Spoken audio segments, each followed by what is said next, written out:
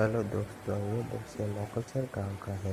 आज मोकलसर गांव में दिनांक 23 तारीख रविवार सुबह 5:30 बजे के आसपास जोरदार बारिश आना शुरू हो गई थी। आप देख सकते हो ये बारिश का वीडियो, देखो कितने तेजी से पानी बह रहा है।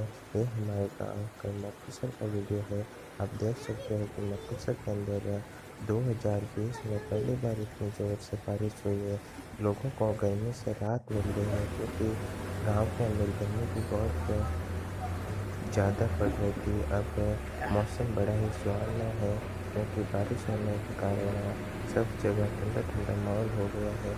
लोगों को गर्मी से भी राहत मिल रहा है। खेतों में काम करने वाले लोगों को चेहरे के ऊपर भी खिंचाव छा गई, क्योंकि उनको बहुत बारिश की आवश्यकता थी और बारिश होने के कारण फसल भी अच्छी होती, जिसके कारण किसानों के